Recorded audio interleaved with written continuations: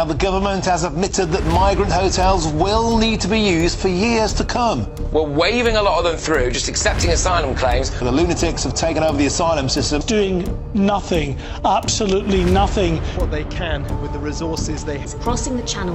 In vain.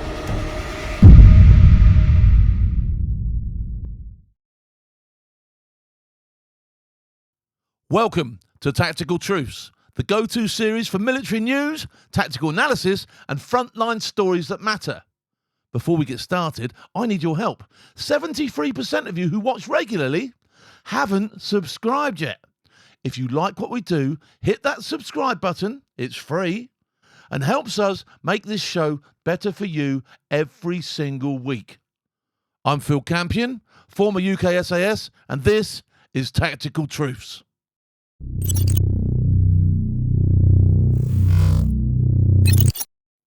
Should the UK arrest all illegal immigrants?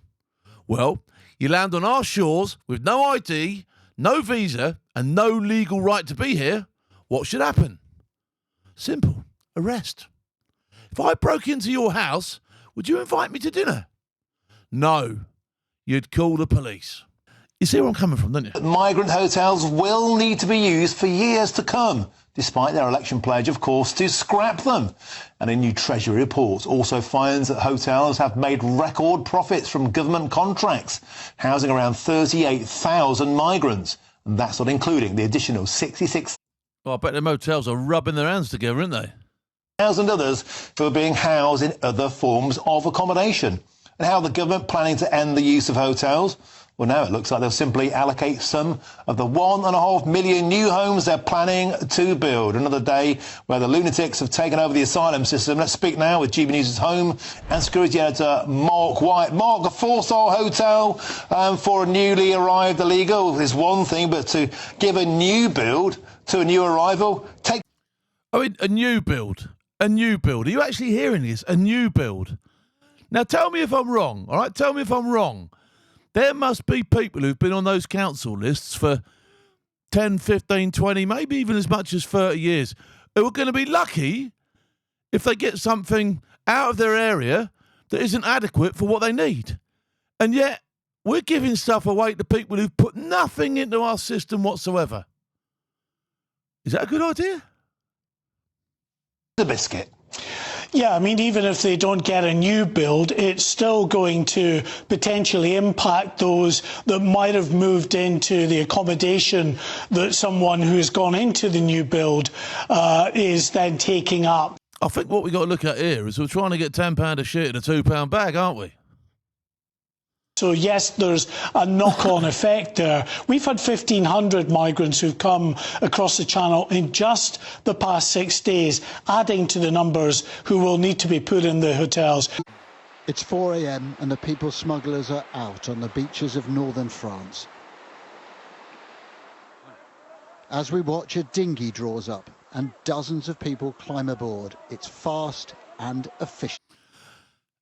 If you've got time to go over there and film that, all right, and I've been over there myself, don't forget, okay, so I've been there, I've done that, I've even been backwards and forwards across the channel a couple of times, all right? Surely, please tell me the authorities over there could possibly do something about this, could they? Do you think they could? The boat leaves and the smugglers wave off their clients, now heading towards the UK, and then they run off. I mean, you look at that boat, that's five grand a pop, apparently, all right? £5 a pop. There's a fair few, no wonder they're running off, smiling, rubbing their hands. The sea is calm, and today business is booming. Approaching the shore, a dinghy with 5 smugglers on board. In essence, it's a taxi boat coming to collect. A police boat makes waves to try to block the dinghy's route, but it gets past, and the... That was a real effort, that was, to stop it from going anywhere, wasn't it? It just, let's make some ripples, shall we? I mean, you'd have to go past it at something like 1,000 knots, wouldn't you? In something a little bit bigger to make a wave anywhere near what it would take to get them to stop or push them back to shore, isn't it? You know what I mean? That was a real effort there. Well done, the coxswain of that boat. Smugglers beckon the crowds of hopeful migrants. And then the same boats out there sat there watching them. So rather than being on the beach, how about you put a few people on foot on the beach and then you haven't got to deploy any boats to stop them because you'll stop them on the beach. And then perhaps you could pop the dinghy because there's no one in it and no one's going to get hurt. Just a thought. You know, what would I know? There's a surge, a rush to get to the boat. Children and babies are carried. Life jackets thrown on. A woman drifts away. She's struggling to swim. She will eventually... I mean, this is dangerous stuff. Kids, women, there needs to be some sort of deterrent to stop them getting that far. Gotta be. Actually be pulled aboard the boat by the smugglers. And watching from the beach, a long line of police who monitor and do nothing. But under French law, can't intervene. Under French law, because the French don't want them. We don't want them. We'll send them over there. An absolutely ludicrous thing. That's just for me. Why don't you just send those videos ahead so we know what's coming? Count them out, count them in. Brilliant. It's hard to think of a more brazen example of people smuggling across the channel. Look over there are dozens of people desperately clambering to get onto that boat. It is a chaotic scene, but it's being watched by a police boat out in the sea and by dozens of French police officers. I mean, surely in this world where we're all about health and safety and this, that and the other, those amount of people watching innocent people clamber aboard a boat to put their own lives in peril and jeopardy, that on its own's a crime, isn't it? Just letting them go, not stopping them from doing so. There you go, off you go, not our problem anymore. Surely that's a crime on its own, isn't it? Please tell me if I'm wrong, because I don't think I am.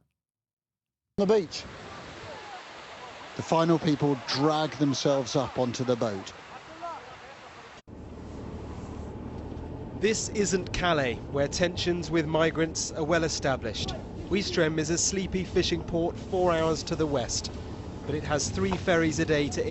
These undernourished, desperate people who are chasing a lorry down the road to hopefully cling onto the bottom of it while it travels down the motorway at whatever speed it decides to go. They look really desperate, don't they? They look really desperate. England. They look like they've not been fed for a while, don't they? And that's why these young men are here. These young fighting age males, that's why they're here. This isn't a one-off. Look at that. Look at that. It's happening every day and every night on every truck that passes through. They're mostly from... I mean, if you can stand there and film that, surely the police could stand there and do something about it. Surely, come on, am I wrong? Sudan, and almost all look like teenagers. On the edge of town, they sleep in the ditches. The police remove any tents they try to pitch. Every morning, they wait for the trucks to arrive. It's almost like they're encouraging them over. They take everything off them. They let them run around and do their own thing. They won't let them sleep anywhere. Is it that they're trying to push them over the channel so it's not their problem anymore, the French, is it? Because that's what it looks like to me. We follow one Bulgarian lorry. Look at these undernourished people who've struggled to get themselves all the way across Europe. They really look like they've been in the wars, don't they? Not. The first group manages to open the door, but none of them climb on. A little further on, the driver stops. He's clearly aware of what's just happened. So you can see he's just closing the door there, but there are some of the guys who were trying to get on the truck are already making their way up here. And seconds later, even before we were back in the car, they were past us and onto the truck. Is it illegal to come to the UK in a small boat? This is one of the most controversial topics in Britain right now, and the answer is complicated. Under British law, it's illegal to enter the country if you don't have a visa or special permission. Here you go. That's a black and white. How's it complicated? That is a black and white law. How does that make it difficult? That means someone coming on a small boat could face prison. But people who make the crossing are protected by international law if they claim asylum. Oh, there you go. International law. Us being told what to do by other people again. Is that right? When they arrive. That means they can't be punished while their application is being considered. And if they're successful, they won't be prosecuted for the way they got to Britain. So, arriving in the UK by small boat is only illegal if you don't claim asylum, or if you make a claim and it's rejected. It was difficult to leave home, to leave your family, your brother, and people important around you, and people especially you love. For years, the number of migrants crossing the channel in small boats has steadily increased. No. We are waiting for something. No, we don't need help. Thank you very much.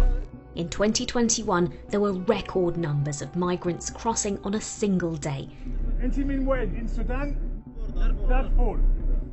But why do they come? How do they come? And these are the people who are supposed to sort of like take refuge in the first safe country they get to. Well, they've been for a few to get to our place, haven't they? And how should the UK handle immigration?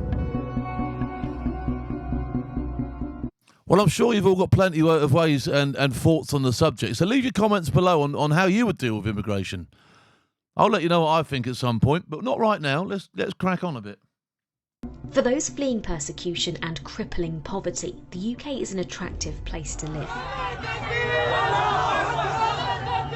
Citizens of some countries face persecution for their religion, ethnicity, beliefs, and sexual orientation. And now the world's worsening climate conditions are making some areas uninhabitable. As a result, increasing numbers of people have sought to migrate to the UK in search of a better life. There are different types of migration. As the UK continues to grow its economy, there are numerous jobs where migrants are needed, and for this, work visas can be used. From the time you decide you need new specialist doctors, it takes a minimum of 10, sometimes 15 years to really train them. These doctors come already trained in terms of monetary value. That's very cheap. People that are actually going to contribute and put something into the system. That's the sort of people we're talking about on this one, isn't it?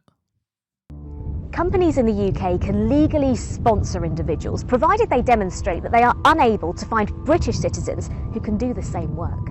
However, it can be expensive and time-consuming.